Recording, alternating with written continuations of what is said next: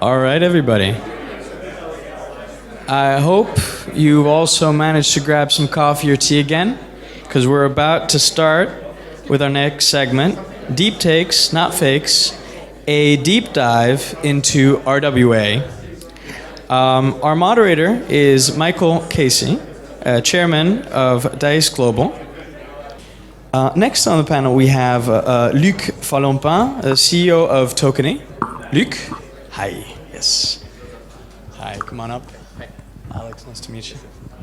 Hey, we didn't get to meet. We also have Dr. Eric Falk, the CEO of Filedgr. All about, so we can. Nice to meet you. You too. Nice to meet you. Hi, Alex Brumbo. Hi. And next, Stefan Rust, CEO of Truflation.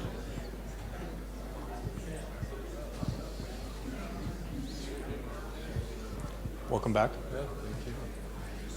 Hello. And last but definitely not least, Wei Dai, Tokenization Asset Group Strategy Lead at Chainlink. Hi, Alex. Nice to meet you. Good. I'm going to leave you both microphones. So Okay. here's one. So, all right. So we're sharing this back and forth. Yeah, take it Okay. away. Cool. All right. Hi everyone. Thanks for being here. I'm Michael Casey. I'm chairman of the brand new Decentralized AI Society.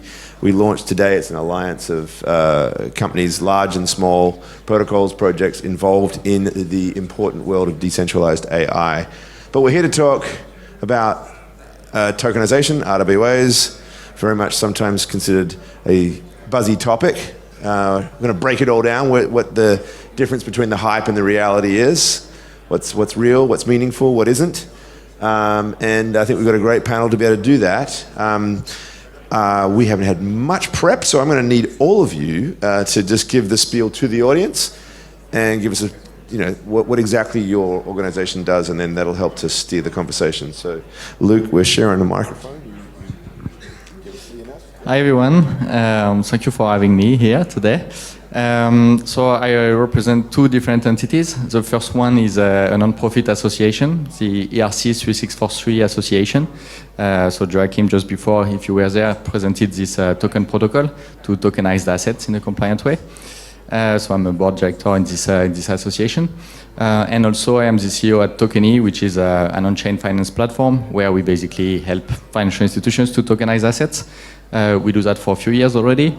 We have tokenized a bit more than $28 billion of assets, different type of assets, funds, equities, commodities, IP rights, a bit of everything.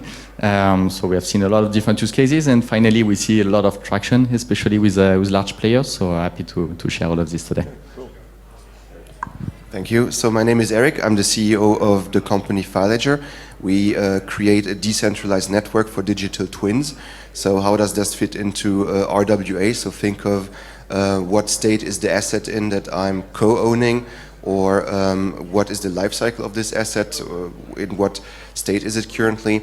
And in the last 2 months we closed close to 20 partnerships across different industries, between factories, between legal and law, and we just completed setting up our Luxembourg fund, and I'm really looking forward to this panel.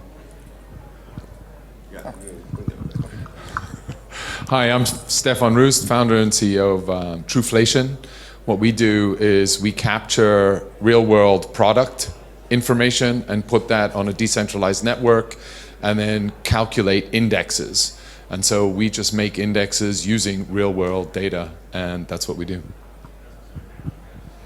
Hi everyone, my name's Wei. I lead the Tokenized Asset Group strategy at Chainlink. We're an infrastructure provider, so we work with all the ecosystem players to help them to build their capabilities, to make sure whatever use case they are designing will be able to be, implemented as soon as possible, as scale as possible, as secure as possible.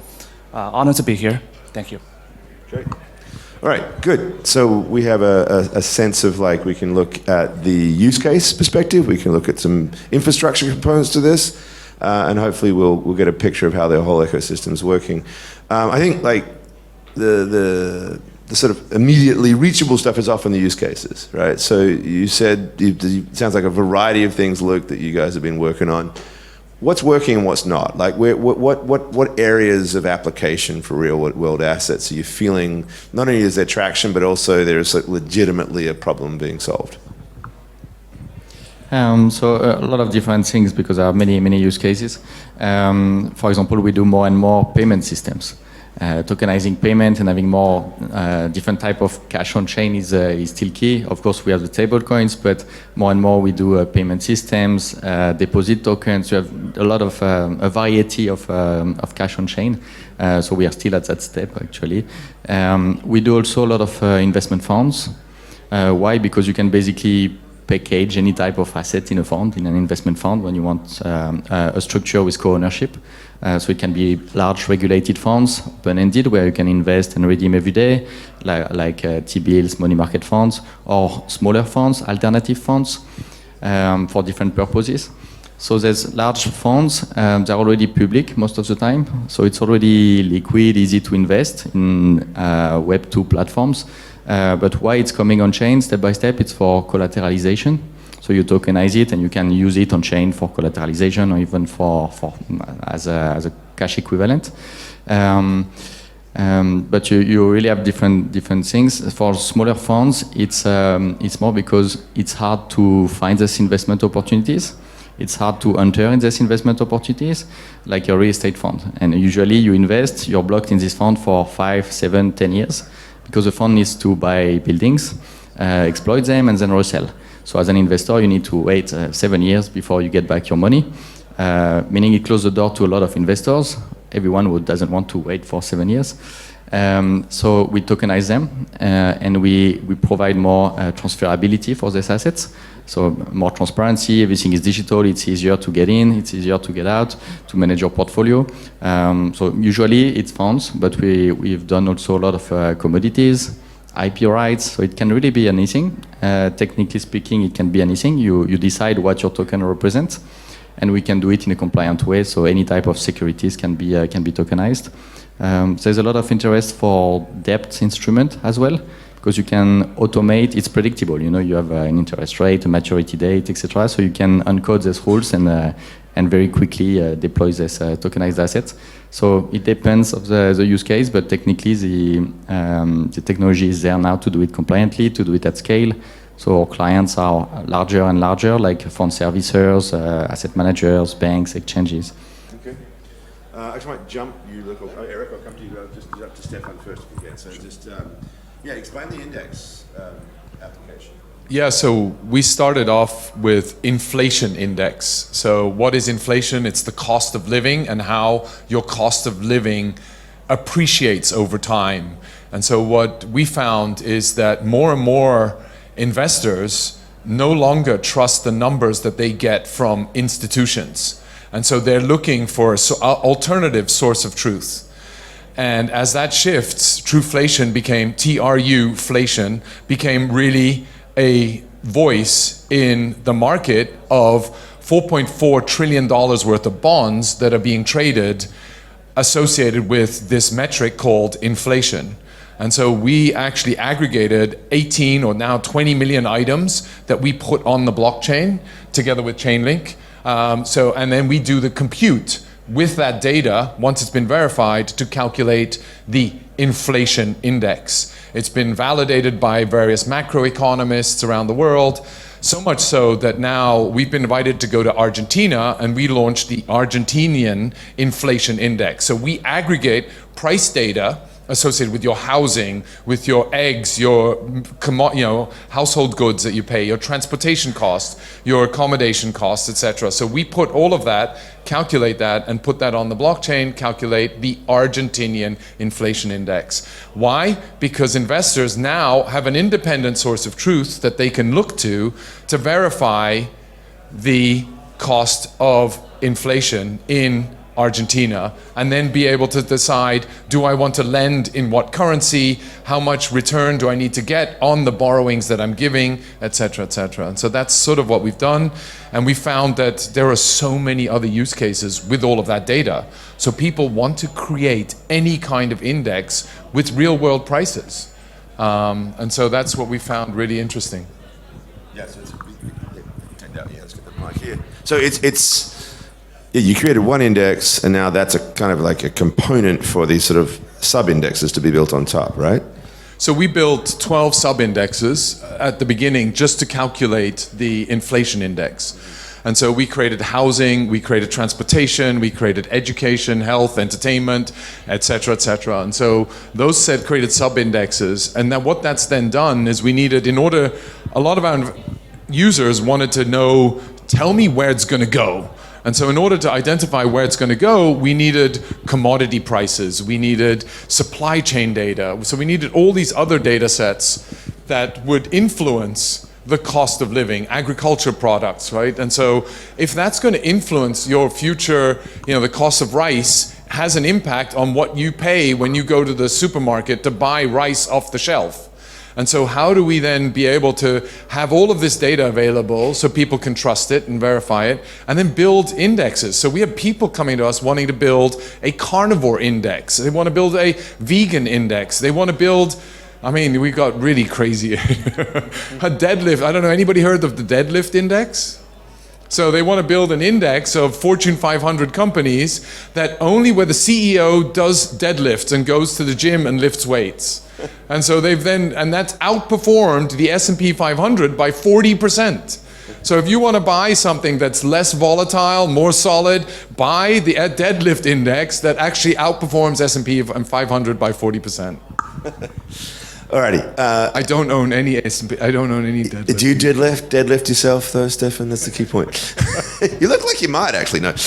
I do. Okay.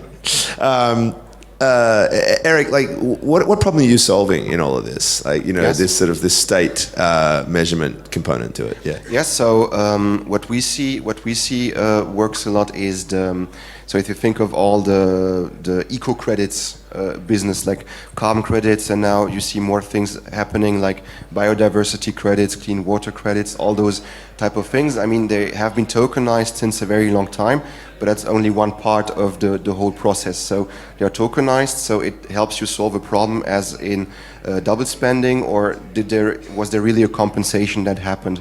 But the problem that it's not solving, was it properly documented? Should this carbon credit actually exist or not? Because we had so many scandals where consultants went out, and documented the project wrongly, and this is kind of where we come in. So we work, for example, with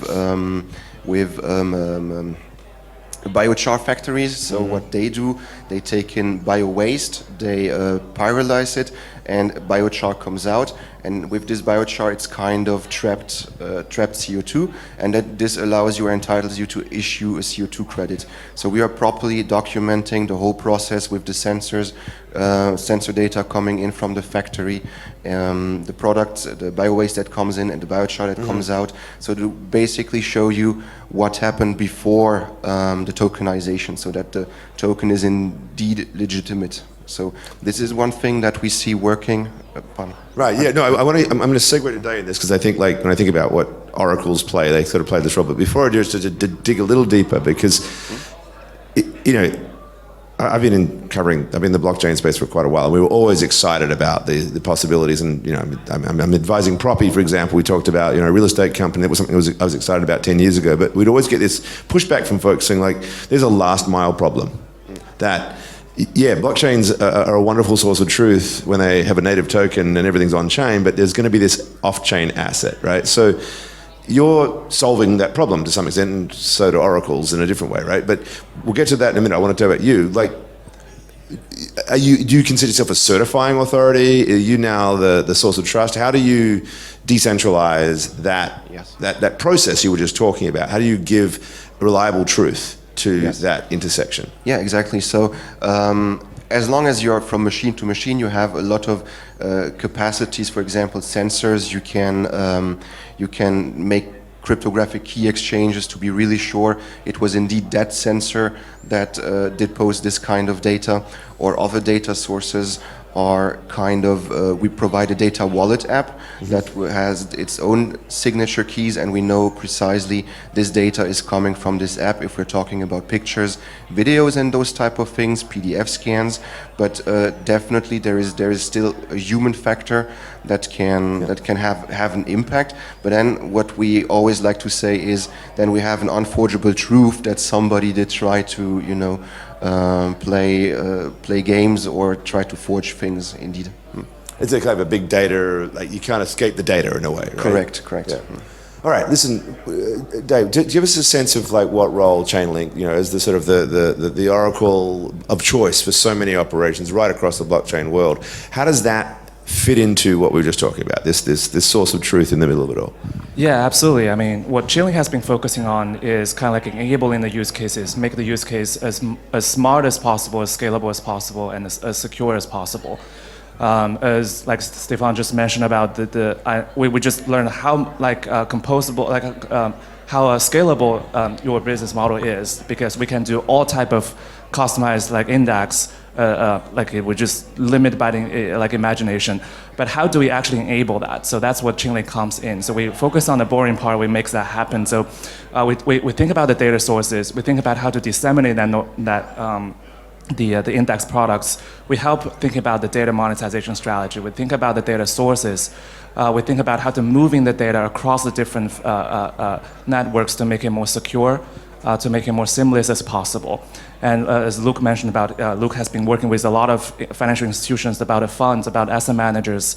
And then what we're trying to do is to try to make the risk management, for example, that's just one very specific example, as streamlined as possible, as accessible as possible. So let's just say if we have a tokenized fund and we have a lot of retail investors looking at the assets, but they probably don't have the same access as the institutional investors they do.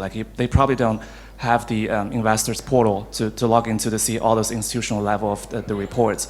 And then also if they change if that token has been changed hands very frequently, because if we do liquid staking, if we do any other type of stuff, every time you have to think about the IR problems, right? The investor relations. But if we basically enrich that data into that token directly, what we call the unified golden records, that's what also something that we're trying to work with the Association 3643 to build, is that every time that token moves, the data also moves as well. With it, yeah, so that will lower the entry barriers for a lot of investors. They will get the convenience to access the data they need for their diligence or for their risk or a yield calculation.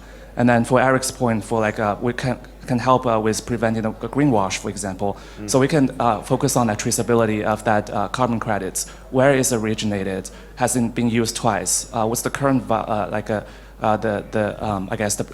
value? So all that history is captured in the token itself, and so it's this permanent record of its past and its and where it's going. Exactly. So that with that security, there's a more confidence in the market. Hopefully, we will see a more adoption, why people buying the carbon credits, voluntary market. So we're kind of an enabler in this ecosystem. We're trying to see how we can help others to build the use cases like they would like to build. And then I'm sure that everybody has the capability to build that, but the question is, do we need to build it? Because if you have to build everything in-house, you have to sacrifice or maybe some trade-offs on your roadmaps and maybe not hitting the right market at the right time. So that's something we will frequently jump in, is to work with our partners, clients, and look at their basically the roadmaps and see where we can fit in, where we can accelerate your timeline, where we can improve the overall experiences. So that's how we do it. I find this whole area of the complexity of data and sort of making data fundamental to the token itself to be really interesting. But one of the things that people have come to me and said is a problem in the RWA space is a particular aspect of the data, and that is actually the legal contract. Right? The idea that I'm buying this smart contract is delivering me this token, and quite often the rights I have to that are external, they're off-chain, and I need to then refer back to some other place. And that in doing so, you lose all the liquidity and the opportunities, because once again, the lawyers are in the middle of the process. How do we solve for this? I mean, is it a case of wrapping that in the token? I think maybe, both of you, Luc and Eric, you might have some thoughts on that. Yeah, so it depends how you tokenized it. USDC, basically you trust Circle that if you go back with your USDCs, it will give back some fiat money. So it's basically just their terms and conditions. So when it's just pegged by an asset like this, it's secure if you trust the issuer. What most of our clients are doing is creating a legal structure. So that's why I was talking about fund, SPV, or whatever form it takes. But when you get these tokens, you create a legal link. You become an official shareholder of this legal entity. And your shares in this legal entity is with a tokenized format. It's a token, but you're legally speaking one of the shareholder of this legal entity.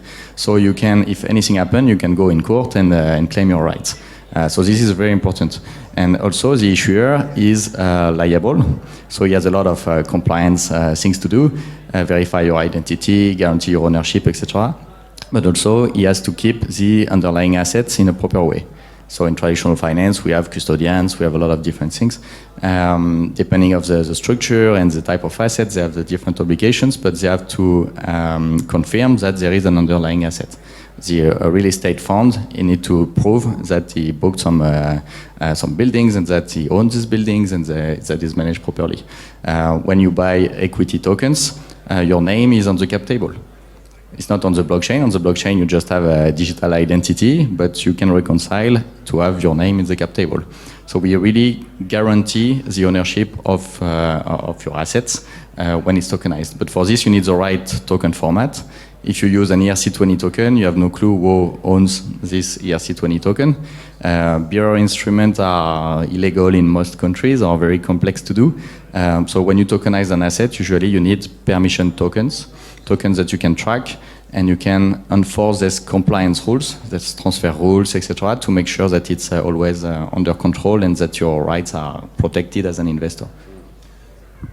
Does that, though, how much does that limit the great promise of blockchain? The fact that we do have to come back to this permission structure and have some trusted party in the middle of it. I mean, I understand the need for it, but you know, the reason why we often get into this space is because we want to remove that particular impediment. I see, you know, you're nodding your head there, Stefan. Like, any thoughts on that particular problem? So there are 1.7 billion people out there that don't have access to a lot of the financial services that we constantly talk about and we imagine trying to bring on chain. So that's number one, I think, a really big problem. How do we make these tokenized products available to these 1.7 billion people?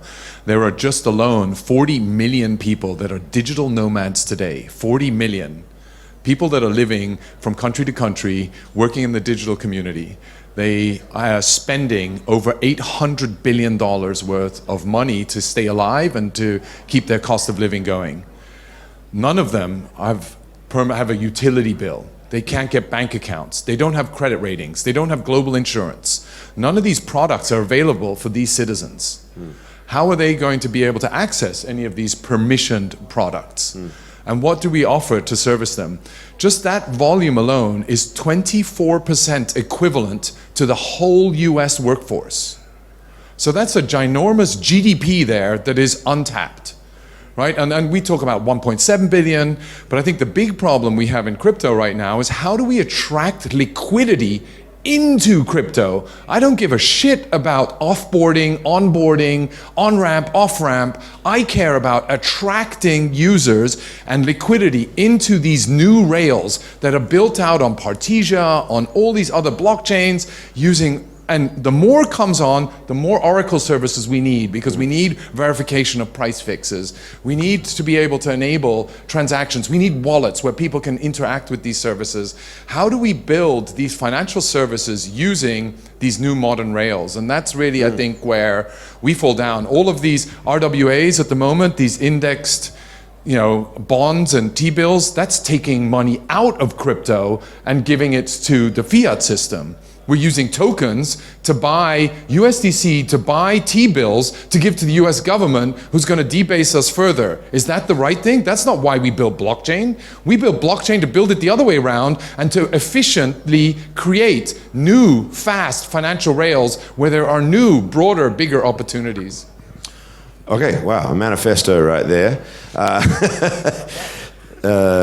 So that problem, Daiwei, right? This idea of liquidity, and you know, everything in a nascent industry like crypto is already fragmented and small, and the more that we are producing all these multiple products, the more fragmented and illiquid it all becomes.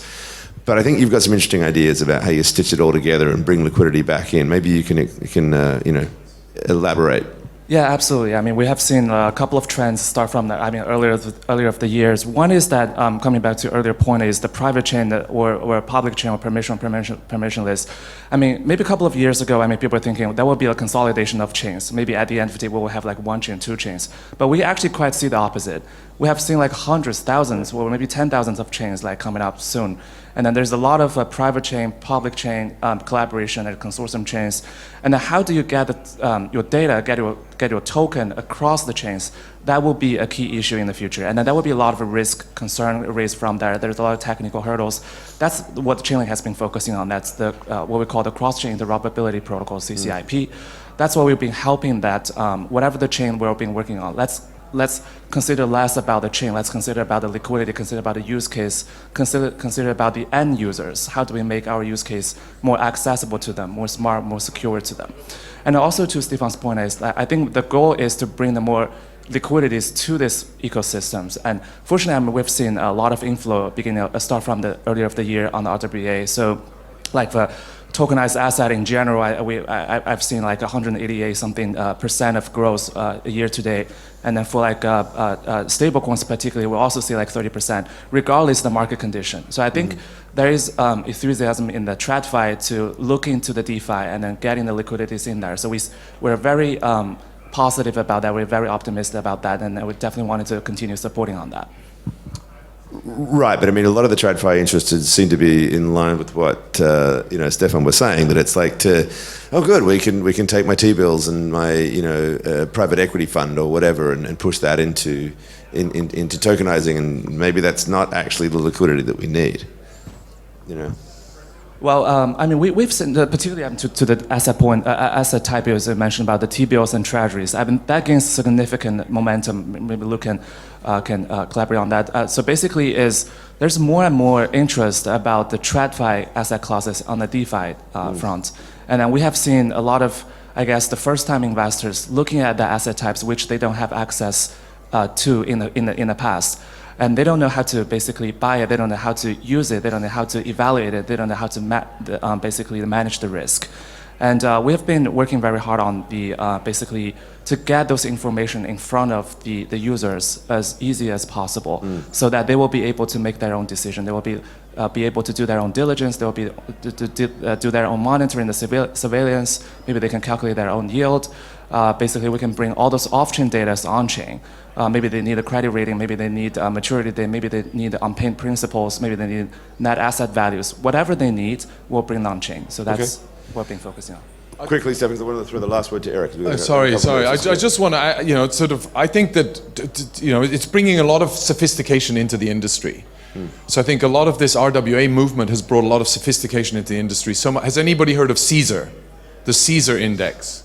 You helped created that, right? Anybody else? Yeah. So if you're in Bitcoin mining, if you're in Ethereum mining or anything, the Caesar index acts as a benchmark for repayment of anybody that stakes their ETH with a miner to give a yield. And so I'm either, as a miner, going to outperform that or underperform that. But the investor that's giving me the token gets the Caesar index as the benchmark.